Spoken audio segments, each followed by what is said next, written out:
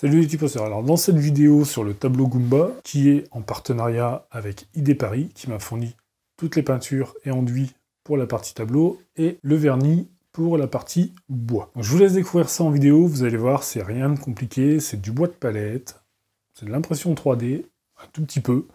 Et puis voilà quoi, je vous montre ça en vidéo, et attention, est-ce que ça va fonctionner? Voilà, ça clignote dans toutes les couleurs, c'est kitsch hein.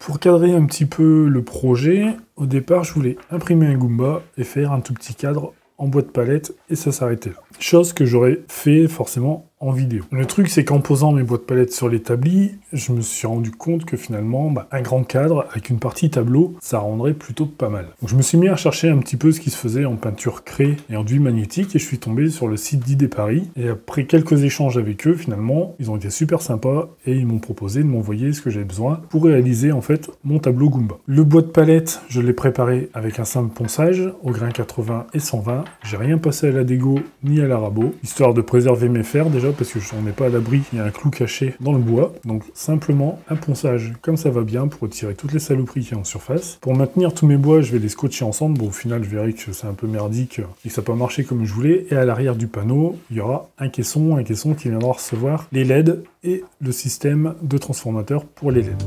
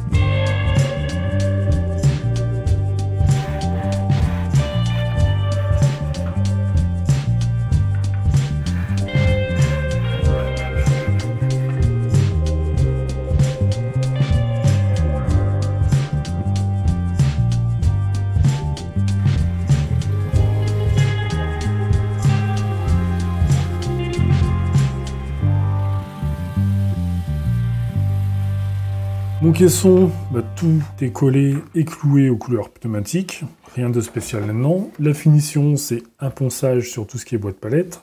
Comme le ponçage a rendu le bois vachement clair, je me suis mis finalement à reprendre une vieille mixture que j'avais fait il y a quelques années. Donc la mixture est plus trop réactive au bois, normalement elle est censée faire oxyder le bois. Là c'est du vinaigre blanc avec de la paille de fer 000, et finalement sur le bois c'est plutôt l'oxyde de fer qui va se déposer, donc ça va faire des taches marron, des taches aléatoires que j'aurais fait au pinceau, plutôt que normalement faire tirer le bois sur un verre un peu gris quand le produit est frais. Donc perso le rendu je l'aime bien. C'est peut-être particulier, ça plaît pas forcément à tout le monde, mais moi c'est un style qui me plaît bien. Comme le rendu est assez foncé, je vais passer un coup de ponceuse dessus histoire d'estomper un peu tout ça. Et une fois que mon tableau est bien poncé, je vais masquer la partie qui recevra par la suite l'enduit magnétique. Tout le reste, j'y passerai du fond dur et le vernis qui m'a été fourni par ID Paris, un vernis satin spécial bois. La première couche du vernis, elle met 6 heures à sécher, c'est long, c'est très long. Donc je l'ai fait au soir, comme ça a séché toute la nuit. Et le lendemain, j'ai réussi à repasser 2 couches dans la journée et c'était bien sec. Et franchement, après, une fois que la troisième couche est bien sèche, le bois est vraiment bien protégé. On a vraiment la sensation d'une couche protectrice vraiment dure. Et ça, c'est vachement plaisant.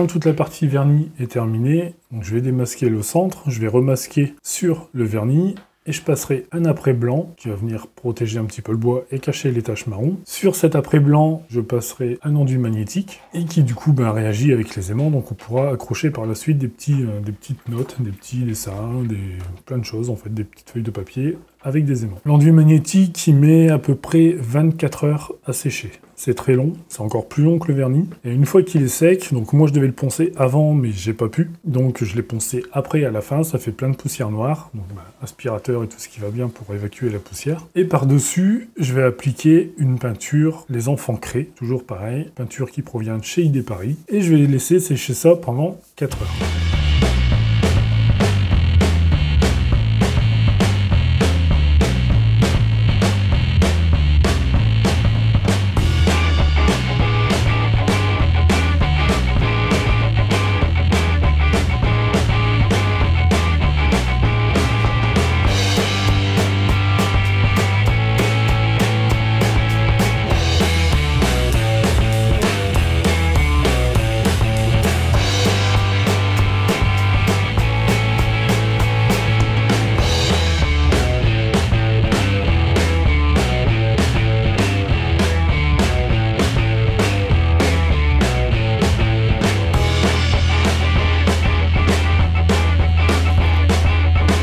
Une fois que ma peinture est sèche, j'ai plus besoin de toucher au vernis, je vais m'occuper du Goomba. Donc le Goomba, je vais retirer un petit peu les erreurs d'impression 3D, les petites bavures, et je vais le coller à la résine époxy directement sur le vernis. Une fois que ça c'est fait, sur le tour du caisson arrière, je vais venir y coller une bande LED, donc les bandes RVB que j'ai trouvées sur Amazon. Tout le système de transfo sera à l'intérieur du caisson, je vais être obligé de percer un trou pour passer la connexion à la bande LED, et je vais faire un trou dans la face avant qui passe dans le Goomba pour y mettre le petit récepteur infrarouge de la télécommande. Ce que vous voyez pas sur la vidéo, c'est les 3 crochets que j'ai mis derrière justement pour pouvoir accrocher mon tableau au mur.